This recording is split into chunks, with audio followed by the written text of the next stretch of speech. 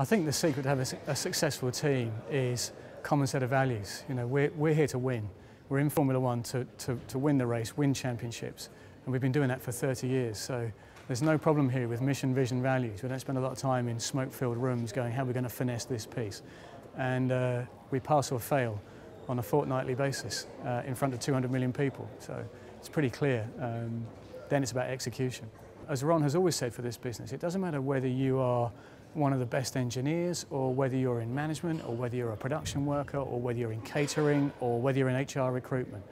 You'd expect, or he expects when you come to McLaren, that whatever you lift, wherever you look, that you're aiming to be the best. It's a very simple and bold ambition. It's quite difficult to do, as you'll appreciate. And I'm not saying we get it right all the time, but we strive for that and we work hard to be excellent at everything. It's a learning experience. The sporting side of it in particular is very demanding. The regulation side is constantly changing. Our markets and our sponsors and our investors over a 10-year period have different expectations about what a sports marketing business is going to be like.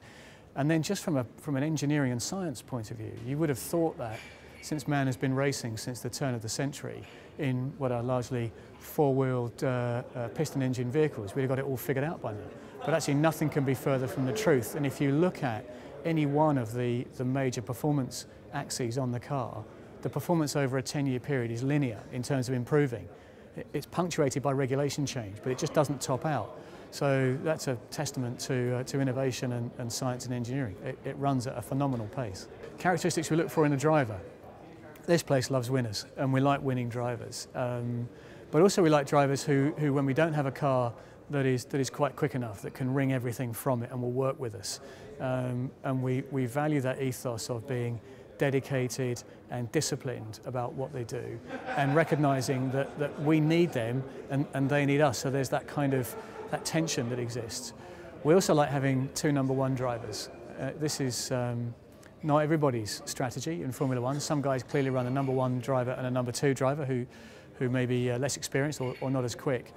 But in our experience here, we expect our guys to race each other and we need them to push each other. And again, that's in keeping with the whole spirit of the place, which is that everybody pushes and we push each other well. And if we've got one driver who's very close to the other, then both drivers do well.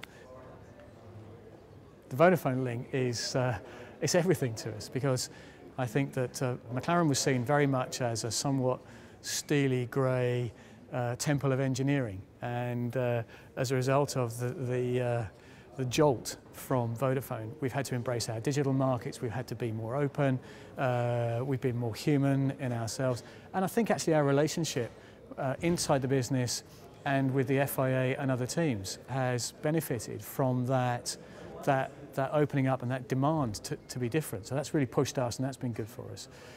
Obviously, a powerhouse of technology like Vodafone is, we have direct technology that makes a difference. You know, even to the extent that we have trackside technology where when Lewis comes or Jensen comes on the radio and says, I think my car's damaged, can you check the front left, front right, or the tyre or the something?